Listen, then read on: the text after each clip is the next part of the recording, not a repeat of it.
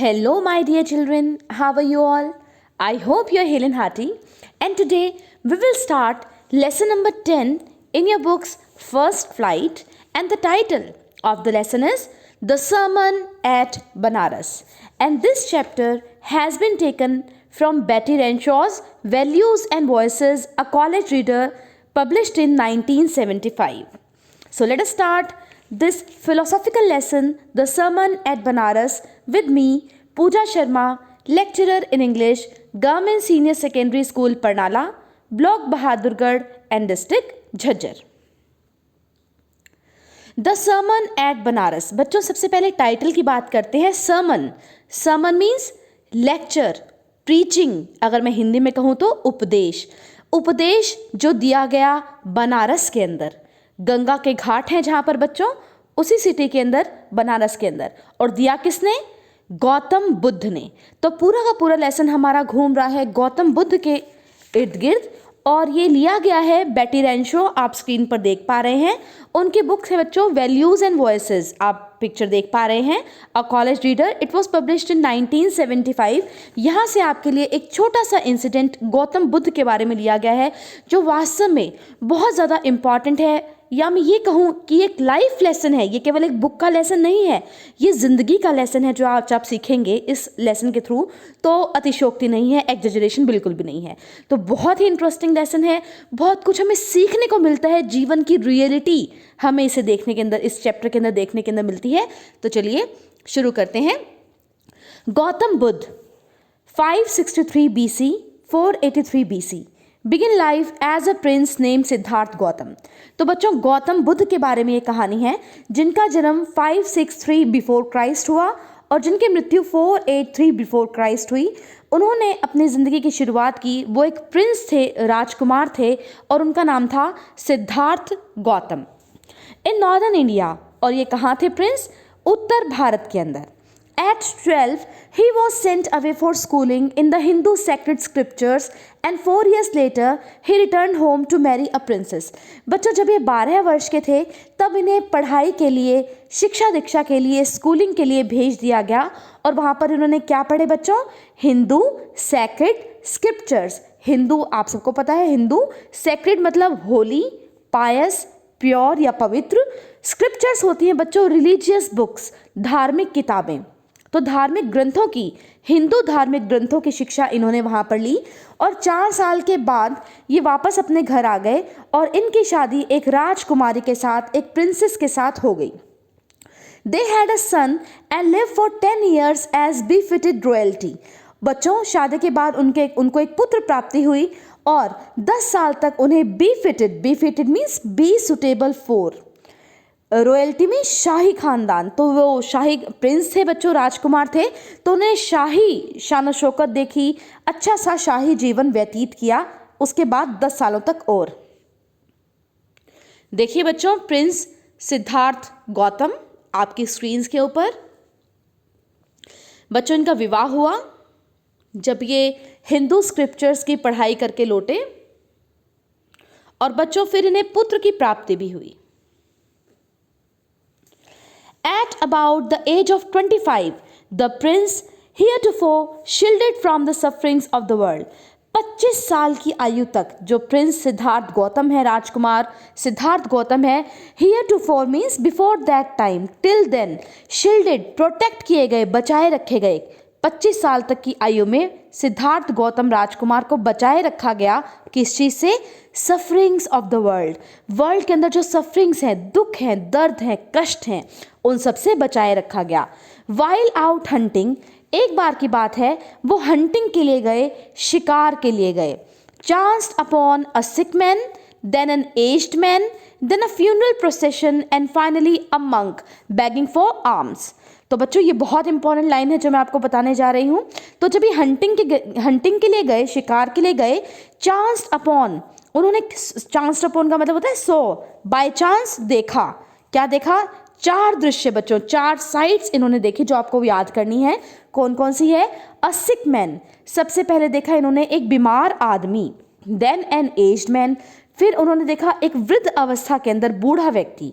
Then a funeral procession, funeral procession क्या होता है बच्चों? Procession of a dead body for cremation, शव यात्रा। एक व्यक्ति की मृत्यु हो गई थी, उसकी शव यात्रा निकाली जा रही थी, उन्होंने वो देखी। और फाइनली, और चौथी साइड उन्होंने कौन सी देखी?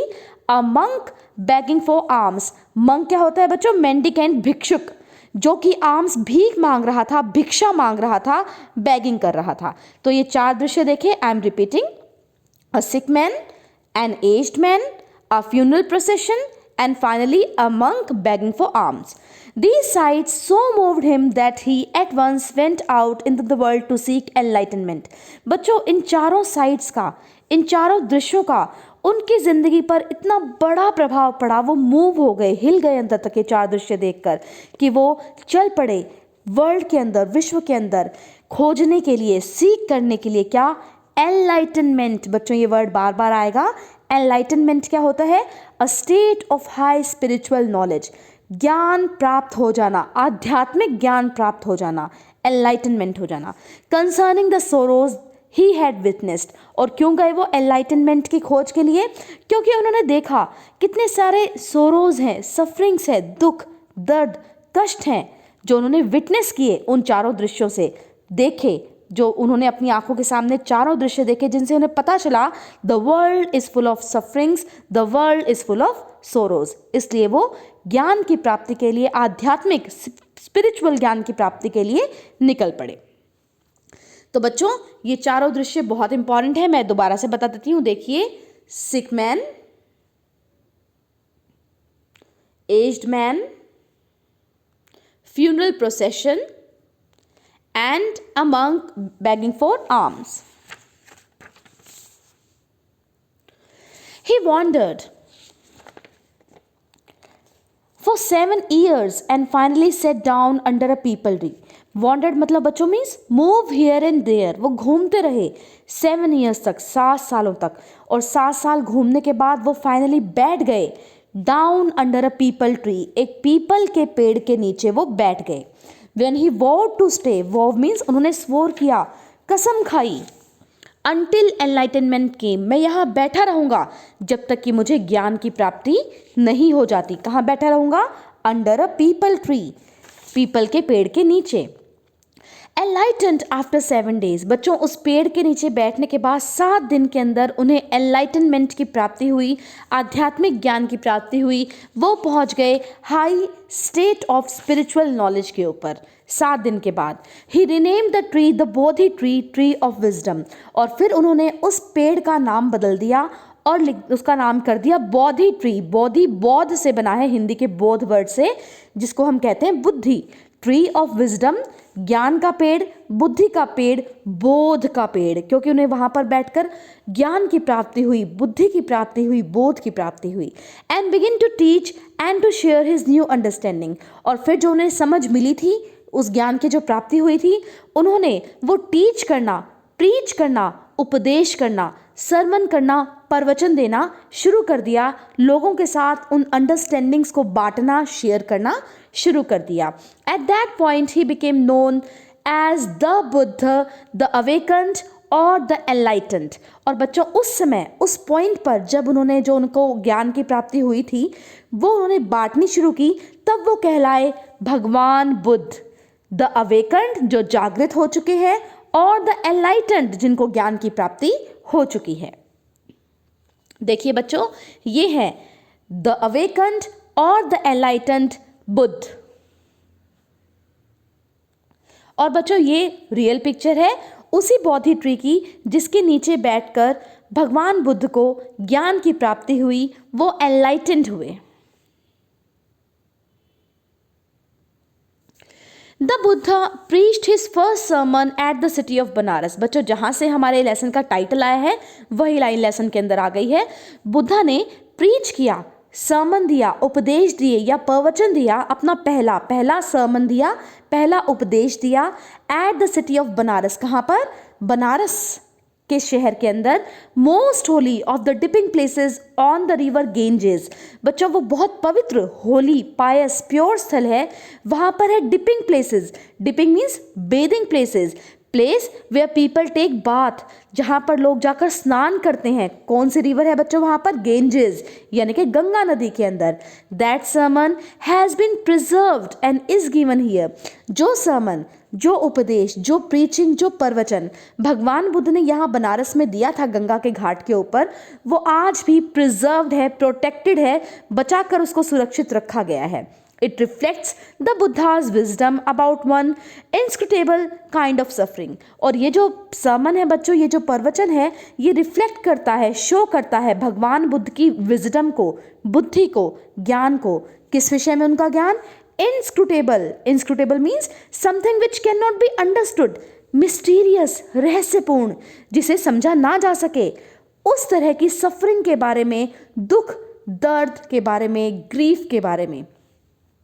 तो चलिए देखते हैं कौन सा था वो सर्मन, कौन सा था वो उपदेश या प्रवचन जो भगवान बुद्ध ने यहाँ पर दिया, जो आप पिक्चर पर देख पा रहे हैं, बनारस के अंदर most Holi of the dipping places of the river Ganges के अंदर। देखिए, किसा गौतमी। तो बच्चों ये जो प्रवचन है ये एक लेडी के चारों ओर घूम रहा है जिनका नाम है किसा Gautami. Had an only son. तो एक किसा गौतमी नाम की लेडी थी, उसके एक ही पुत्र था। एंड ही डाइड, और वो मर गया।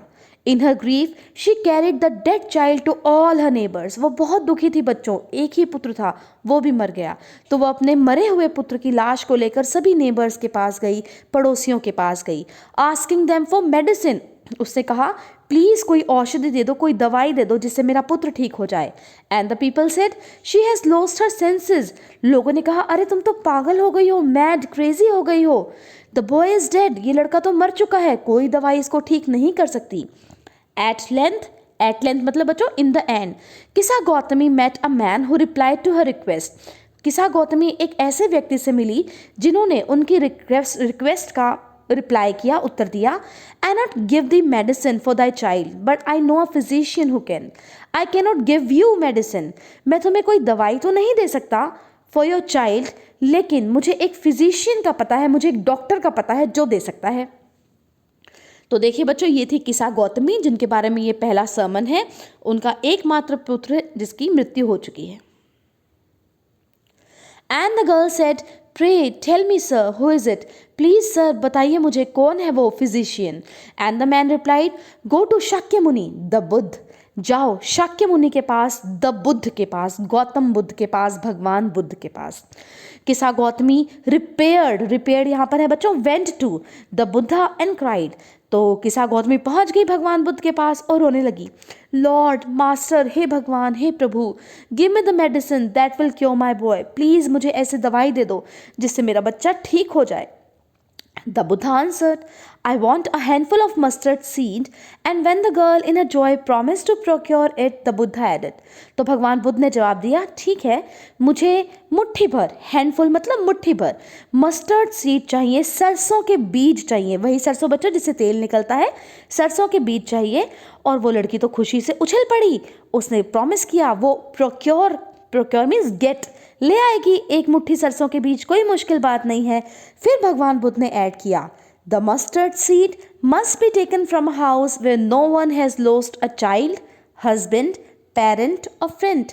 अब गौतम बुद्ध ने कहा वो सरसों के बीज मुझे ऐसे घर से चाहिए जहाँ पर किसी की भी मृत्यु नहीं हुई हो, किसी बच्चे की भी नहीं, किसी के हस्बैंड पति की भी नहीं, किसी के पेरेंट माँ बाप की भी नहीं, और किसी के फ्रेंड दोस्त की भी नहीं।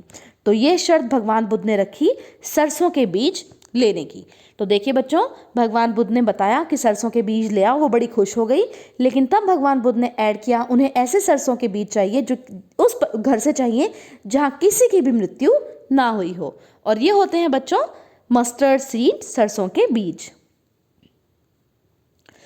Poor Kisa Gautami now went from house to house and the people pitied her and said, घर घर गई बच्चों किसा गौतमी, मांगा उसने सरसों के बीज दे दो। बेचारे लोगों ने उस पर बड़ी दया दिखाई और बोले here is mustard seed, take it, ये लो सरसों के बीज ले लो।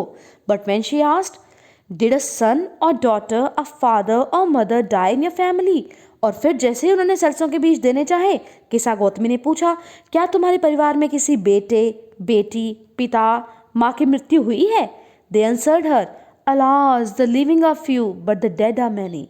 उन्होंने कहा अरे जीवित तो कम है, फ्यू हैं, लेकिन जो मरे हुए हैं दे आर मैनी, मृत्यु ज़्यादा लोगों की हुई है, जीवित कम है। Do not remind us of our deepest grief, please हमें हमारे बहुत ज़्यादा गहरे दुख की याद मत दिलाओ। And there was no house but some beloved one had died in it, और ऐसा कोई भी घर बच्चों के साथ गौतमी को नहीं मिला जिसमें किसी की मृत्यु ना हुई हो। हर किसी में न किसी की डेथ ज़रूर हुई थी। Kisa Gautami became weary and hopeless and sat down at the wayside watching the lights of the city. तो बच्चों किसा गौतमी बहुत weary, टायर्ड हो गई, थक गई, वो होपलेस थी, उसमें कोई होप, कोई आशा बाकी नहीं बची थी। वो बैठ गई एट द वे साइड, सड़क के किनारे बैठ गई, watching the lights off the city, और उसने क्या देखा? शहर की लाइट्स देखी, चमकती हुई, जगमगाती हुई।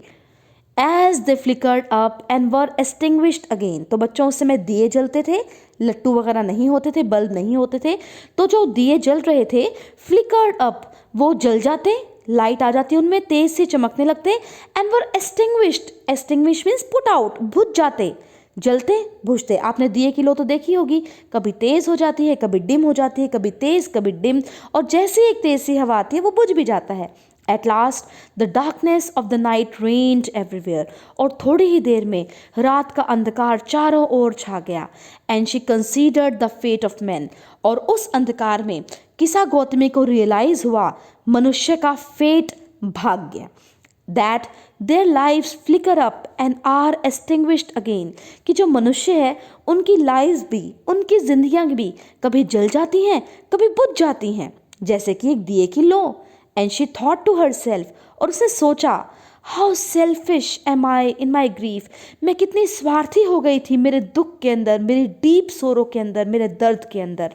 Death is common to all, जिसने जन्म लिया है बच्चों वो तो मरेगा ही मरेगा। Yet in this valley of desolation there is a path that leads him to immortality who has surrendered all selfishness, और फिर भी इस वैली, इस घाटी के अंदर, किस चीज़ की घाटी है ये विश्व? डेसोलेशन की, डीप सोरो की, बहुत ज़्यादा दर्द, दुख और कष्ट से भरे हुआ जो हमारा जीवन है इस वर्ल्ड के अंदर, वो है valley of desolation. There is a path, एक रास्ता है, एक पाथ है जो लीड करता है, ले जाता है हमें इमॉर्टैलिटी की तरफ, डेथ लेसनेस की तरफ। हम इमॉर्टल हो सकते हैं, कभी मरने वाले अनश्वर हो सकते हैं। कौन हो सकता है? Who has surrendered all selfishness, एक वही व्यक्ति जिसने अपने सारे सेल्फिशनेस को, सारे स्वार्थ को त्याग दिया है, सरेंडर कर दिया है, सबमिट कर दिया है।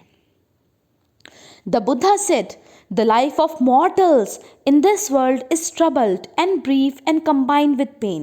और भगवान बुद्ध ने बताया अपने पहले सरमन के अंदर, जो जिंदगियां हैं मॉर्टल्स की, बच्चों दो वर्ड पे आप ध्यान दें, मॉर्टल, इमॉर्टल, ठीक है?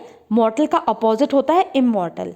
मॉर्टल ह्यूमन बींग्स, नश्वर, जो नष्ट हो जाएंगे समय के साथ, क्योंकि हमने जन्म लिया है, हम मर जाएंगे एक दिन। और इमॉर्टल, अनश्वर, जो नष्ट नहीं होंगे। तो मॉर्टल्स का यहाँ पर मतलब है ह्यूमन बींग्स। तो ह्यूमन बींग्स यानी कि हमारी जो ज़िंदगी है इस विश्व के अंदर वो काफ़ी ट्रबल्ड है, मुसीबत में है, ब्रीफ है, छोटी है, कंबाइंड विद पेन, और दुख दर्द से भरी हुई है। For there is not any means by which those that have been born can avoid dying, और ऐसा कोई भी साधन नहीं है जो कोई व्यक्ति जिसने जन्म लिया है वो ना मरे, वो अवॉइड कर दे डाइंग, मरना उसको आए ही ना, मौत उसको आए ही ना। ऐसा तो कुछ भी नहीं हो सकता, क्योंकि जिसमें जन्म लिया है वो तो मरेगा ही मरेगा। After reaching old age there is death, सबसे पहले मनुष्य बूढ़े हो जाते हैं, वृद्ध अवस्था को प्राप्त करते हैं, और फिर वृद्ध होने के बाद आती है डेथ, मृत्यु। Of such a nature are living beings, मनुष्य की ज़िंदगी तो ऐसी ही है, समय के साथ वो पैदा होता है, थोड़ा बड़ा होता है, जवान होता है, बूढ़ा होता है, और फिर मृत्यु को प्राप्त होता है। As ripe fruits are early in danger of falling, so mortals when born are always in danger of death. बच्चों, जैसे किसी पेड़ पर फल जब पक जाते हैं, राइप हो जाते हैं, वो डेंजर ऑफ फॉलिंग, जल्दी गिरने के डेंजर में आ जाते हैं, क्योंकि जैसे ही फल खूब अच्छी तरह राइप हो जाएगा, वो अपने आप टूट कर गिर जाता है, आपको पता है, पेड़ों से। ऐसे ही मॉर्टल्स की ज़िंदगी है, नश्वर लोगों की ज़िंदगी है, हमारी ज़िंदगी है। When born are always in danger of death. जैसे ही जन्म ले लेते हैं हम लोग, हमारे पास खतरा शुरू हो जाता है मृत्यु का, मौत का, क्योंकि मृत्यु तो एक दिन आनी ही आनी है। Death is inevitable. बच्चों, ये इनइविटेबल वर्ड भी बार बार यूज होने वाला है। इसका मतलब है कि मृत्यु तो निश्चित है, इसे कोई भी अवॉइड नहीं कर सकता। ये देखिए बच्चों, इस तरह से गौतम बुद्ध दे रहे हैं पहला अपना सरमन बनारस के अंदर। As all earthen vessels made by the potter and in being broken, so is the life of mortals। जैसे सारे earthen vessels होते हैं, earthen मिट्टी के बने हुए vessels means बर्तन, pot made of baked clay, मिट्टी के हुए बर्तन जो कौन बनाता है? पॉटर बनाता है, कुम्हार बनाता है। वो टूट जाते हैं, वो टूटते ही हैं, वो कभी हमेशा एक जैसे नहीं रह सकते, थोड़ा सा कुछ चोट लगी और वो टूट जाएंगे। So is the life of mortals. और ऐसी ही जिंदगी, मिट्टी के बर्तन की जैसी जिंदगी है ह्यूमन बींग्स की। हम भी एक दिन नष्ट हो जाएंगे, टूट जाएंगे, पतन हो जाएगा हमारा भी एक दिन समय के साथ, डेथ को हम प्राप्त हो जाएंगे। Both young and adult, both those who are fools and those are wise, all fall into the power of death, all are subject to death. चाहे कोई भी व्यक्ति हो बच्चों, राजा हो, रंक हो, जवान हो, एडल्ट हो, या फिर कोई मूर्ख हो, या कोई वाइज बुद्धिमान हो, सब के सब मृत्यु के पंजे के अंदर हैं, सब हैं सब्जेक्ट टू डेथ, सब मर जाएंगे, कोई भी जीवित नहीं बचेगा। Of those who overcome by death depart from life. A father cannot save his son, nor kinsmen their relations. बच्चों, कोई भी व्यक्ति ओवरकम नहीं कर सकता डेथ को। ओवरकम मीन्स कंट्रोल नहीं कर सकता डेथ को। डेथ तो आएगी ही आएगी, और हमें डिपार्ट होना पड़ेगा, गो अवे, दूर होना पड़ेगा अपनी जिंदगियों से। एक पिता अपने पुत्र को नहीं बचा सकता मृत्यु से, या कोई किन्समैन रिलेटिव अपने रिलेशन को नहीं बचा सकता मृत्यु से। सबकी ही मृत्यु होनी है। मार्क, मार्क मीन्स लुक, देखो। While relatives are looking on and lamenting deeply, one by one mortals are carried off. Relatives जो होते हैं बच्चों, रिश्तेदार जो होते हैं, वो देखते हैं, दुख प्रकट करते हैं, अफसोस होता है उन्हें अपने किसी रिलेशन के मर जाने का। लेकिन हम सब मॉर्टल्स हैं, सब धीरे धीरे मर जाएंगे समय के साथ। लाइक एन ऑक्स, जैसे कि एक बैल that is led to the slaughter, जिसे कि किलिंग के लिए स्लॉटर हाउस ले जाया जा रहा है, जो मर जाएगा समय के साथ। So the world is afflicted with, afflicted means affected by suffering, disease और पेन। जो ये विश्व है सफरिंग से भरा हुआ है, दुख दर्द कष्टों से, सोरों से, डिजीज से, बीमारी से, पेन से, दर्द से भरा हुआ है। डेथ है इसके अंदर बच्चों। एंड डीके, डीके मीन्स पतन है। देयरफॉर, इसलिए the wise do not grieve, जो बुद्धिमान व्यक्ति है ना, उसे किसी की मृत्यु पर रोना नहीं चाहिए। Knowing the terms of the world, क्योंकि उसे पता ही है कि जिसने जन्म लिया वो तो मरेगा ही मरेगा। तो एक बुद्धिमान व्यक्ति को कभी भी दुख प्रकट नहीं करना चाहिए। Not from weeping nor from grieving will anyone obtain peace of mind. कभी भी वीप करने से, रोने से, या ग्रीव करने से, अफसोस करने से किसी को obtain, get, प्राप्त होगी दिमाग की शांति, पीस ऑफ माइंड नहीं मिलेगी रोने से, दुख प्रकट करने से। On the contrary, his pain will be the greater and his body will suffer. बल्कि वो रोएगा, दुख प्रकट करेगा तो उसका दर्द बढ़ जाएगा, ग्रेट हो जाएगा, और उसके शरीर को सफ़र करना पड़ेगा, क्योंकि रोने से केवल उसकी बीमारियां ही बढ़ेगी, कोई जाने वाला वापस नहीं आएगा। He will not make himself sick and pale, yet the dead are not save by his lamentation. वो अपने आप को सिक कर लेगा, बीमार कर लेगा, पीला पड़ जाएगा, लेकिन कभी भी जो डेड है, जो मर चुका है व्यक्ति, वो वापस आने वाला नहीं है। उसकी लेमेंटेशन, उसके अफसोस करने, रोने से तो बिल्कुल भी नहीं। He who seeks peace should draw out the arrow of lamentation and complaint and grief. जिसे बच्चों चाहिए पीस, शांति जिसे चाहिए, उसे ड्रॉ आउट, निकालना पड़ेगा। एरो, तीर, किस चीज़ का तीर? जो कि उसके हृदय में लगा है। किस चीज़ का तीर? लेमेंटेशन का, दुख का, दर्द का, तकलीफ का, अफसोस का, कंप्लेंट का, शिकायत का, और ग्रीफ फिर से वही बच्चों, दुख का, कष्ट का, दर्द का। He who has drawn out the arrow and has become composed will obtain peace of mind. वो व्यक्ति जिसने इस एरो को, लैमेंटेशन के, कंप्लेंट के और ग्रीफ के एरो को, तीर को ड्रॉ आउट कर दिया है, निकाल दिया है, वही बन सकता है कंपोज्ड, मतलब कंट्रोल्ड, शांत व्यक्ति। और उसी को मिलेगी, उसी वही ऑब्टेन करेगा, गेट करेगा पीस ऑफ माइंड, दिमाग की शांति। ही वो हैज़ ओवरकम ऑल सोरो will become free from sorrow. वह व्यक्ति जो कंट्रोल कर लेगा, ओवरकम कर लेगा हर तरह के दुख, दर्द, तकलीफ को, वही बनेगा फ्री फ्रॉम सोरो। उसे ही आज़ादी मिलेगी अपने दुख से, दर्द से, तकलीफ से और कष्ट से। एंड बी ब्लेस्ड, और वो ब्लिसफुली, हैप्पीली और बिल्कुल सेटिस्फेक्शन के साथ अपना जीवन जिएगा। तो बच्चों, ये था द सर्मन एट बनारस, वो पहला सर्मन जो भगवान बुद्ध ने बनारस के अंदर दिया। और बच्चों, उन्होंने कितना सच कहा है कि मरने वाले को तो कोई भी वापस नहीं ला सकता, और डेथ इज़ इनएविटेबल। हम सब मॉर्टल्स हैं, हमारी डेथ इनएविटेबल है, होनी ही होनी है, अवश्यंभावी है। तो चलिए बच्चों, अब डिस्कस कर लेते हैं इसके very short questions. First, what was the original name of Buddha? The original name of the Buddha was Siddhartha Gautam. Original name क्या था बुद्ध का? सिद्धार्थ गौतम था। Question number 2, what did Siddhartha study in school? School में उन्होंने क्या पढ़ा? Siddhartha was sent away to school to study the sacred Hindu scriptures. पवित्र हिंदू ग्रंथों की शिक्षा उन्होंने स्कूल के अंदर ली। Question number 3, what did Siddhartha see at the age of 25? 25 साल की आयु में उन्होंने क्या देखा? बहुत इंपॉर्टेंट है बच्चों वो चारों sides. At the age of 25, he saw a sick man, an aged man, a funeral procession, and a monk begging. Question number 4, where did Siddharth get enlightened? कहाँ उन्हें ज्ञान की प्राप्ति हुई? Siddharth got enlightened under a peepal tree after 7 days. People के पेड़ के नीचे 7 दिन के बाद। क्या नाम दिया था बच्चों उन्होंने उस पेड़ का? Bodhi tree, tree of wisdom. Question number 5, Why was the tree renamed as Bodhi tree? क्यों दिया गया उसे बोधि ट्री का नाम, पीपल के पेड़ को? The Buddha got wisdom under the tree, so it was renamed Bodhi tree. भगवान बुद्ध को उस पेड़ के नीचे बोध की प्राप्ति हुई, ज्ञान की प्राप्ति हुई, इसलिए उसे ट्री ऑफ विजडम, बुद्धि, बोध का पेड़ कहा गया। Question number 6, What was the problem of Gautami? किसा गौतमी की प्रॉब्लम क्या थी? गौतमी सन had died. She wanted him to live again. किसा गौतमी का एकमात्र पुत्र मर चुका था और वो चाहती थी वो दोबारा से जीवित हो जाए। Question number 7, what did she see in the city? शहर में उसने क्या देखा जब वो वे साइड पर बैठ गई थी? She watch the light of the city, उसे दिखाई थी शहर की रोशनी। Question number 8, what did she learn from the flickering of lights? जैसे ही वो लाइट फ्लिकर कर रही थी, ऑन ऑफ हो रही थी, चस बुझ रही थी, उसने क्या सीखा उससे? She learn that the fate of man is just like the city lights that flickered and extinguished again and again.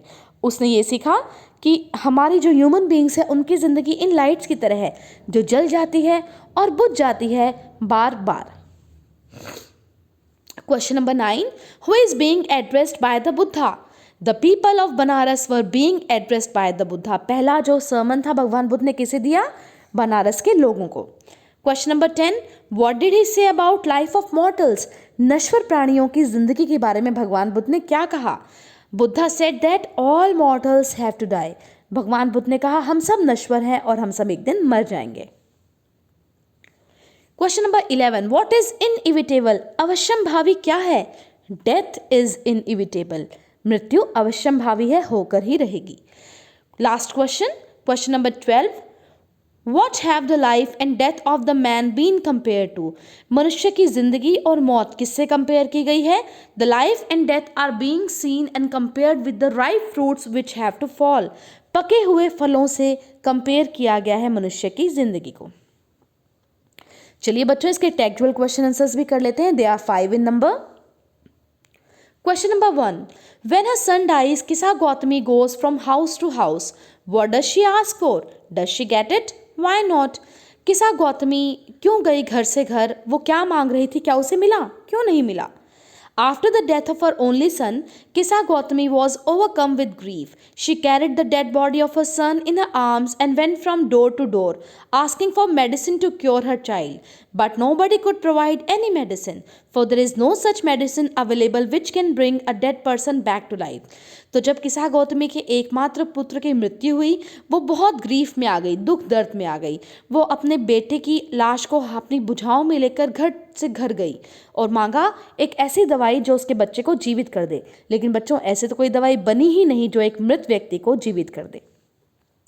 Question number 2. Kisa Gautami again goes from house to house after she speaks with the Buddha. What does she ask for? Does she get it? Why not? किसा गौतमी फिर घर से घर गई, दरवाजे से दरवाजे तक गई। जब वो बुद्धा से मिली उसके बाद वो क्या मांग रही थी? क्या उसे मिला? क्यों नहीं मिला? Gautam Buddha asked Kisa to bring a handful of mustard seeds from a house where death had never knocked at the door. Kisa Gautami went from door to door but couldn't find a single house where death had not been taken beloved away. She could not get it, as death is inevitable and anyone who is born is bound to die one day. तो भगवान बुद्ध ने कहा कि उन्हें मुट्ठी भर handful of mustard seed, सरसों के बीज चाहिए, एक ऐसे घर से जहाँ पर किसी की भी मृत्यु ना हुई हो। किसा गौतमी डोर टू डोर गई मांगने के लिए a handful of mustard seeds. Mustard seed तो उसको फिर भी कोई भी देता, लेकिन ऐसा घर उसे कोई भी नहीं मिला बच्चों जहाँ पर किसी बिलविड की मृत्यु ना हुई हो। तो उसे वो नहीं मिला क्योंकि जिसने एक बार जन्म लिया है उसकी मृत्यु तो इनएविटेबल है, अवश्यंभावी है। Question number 3. What does Kisa Gautami understand the second time that she failed to understand the first time? Was this what Buddha wanted her to understand? किसा गौतमी ने पहली बार जो वो नहीं समझ पाई थी दूसरी बार में क्या समझा? क्या वो वही बात थी जो भगवान बुद्ध से समझाना चाह रहे थे?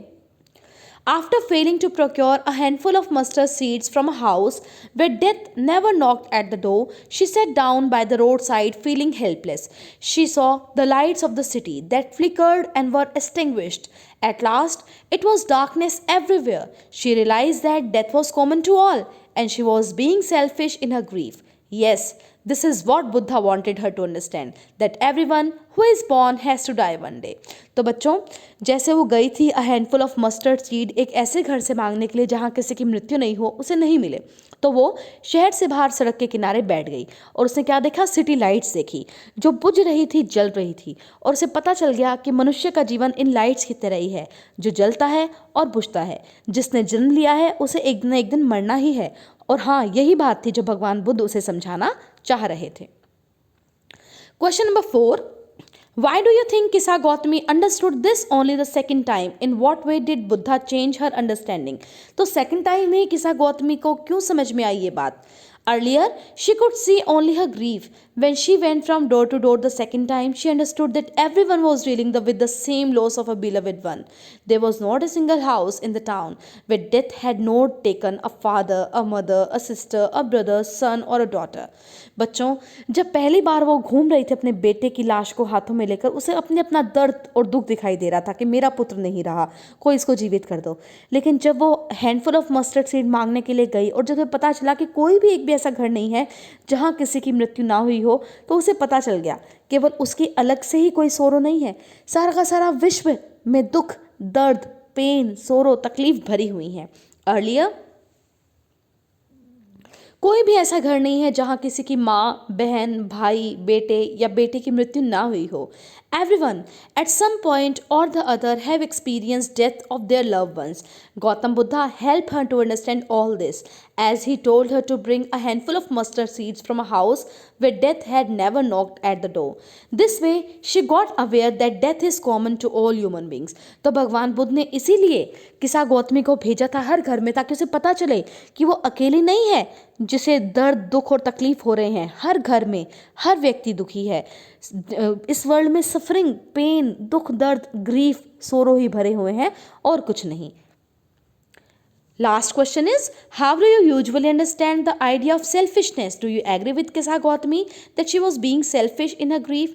तो बच्चों, क्या समझते हो आप सेल्फिशनेस से, स्वार्थ से? क्या किसा गौतमी ने जब ये कहा कि वो अपने दुख दर्द में सेल्फिश हो गई थी, इससे आप क्या समझते हो? क्या एग्री करते हैं आप किसा गौतमी से? A selfish person is one who only thinks about himself or herself. स्वार्थी व्यक्ति वो होता है जो सिर्फ खुद के बारे में सोचे। And to some extent, Kisa Gautami was being selfish because we are humans and it is natural for us to die. और कहीं ना कहीं किसा गौतमी भी बच्चों सेल्फिश थी, क्योंकि हम ह्यूमन बींग्स हैं, हमें तो एक ना एक दिन मरना पड़ेगा, ये नेचुरल है। We do not easily accept the death of our love ones, लेकिन हम बहुत आराम से अपने किसी प्रिय की मृत्यु को स्वीकार नहीं कर पाते. सेम हैज़ हैपन्ड विद किसा गौतमी, और यही हुआ किसा गौतमी के साथ. As it was her only child, she did not want him to die. Finally, went to Buddha to ask for her help. To ask for help. तो बच्चों, किसा गौतमी का एकमात्र पुत्र था जिसकी मृत्यु हो गई थी. वो सहन नहीं कर पा रही थी अपने कष्ट को, इसीलिए वो भगवान बुद्ध के पास गई थी हेल्प मांगने के लिए. तो with this we have successfully completed the sermon at Banaras. Thank you so much for watching. I hope आपको अच्छे से समझ में आ गया है. Thank you so much for watching. This presentation was made by Pooja Sharma, lecturer in English, Government Senior Secondary School, Parnala, Block Bahadurgarh and District Jhajjar. See you in next video, children. Take care.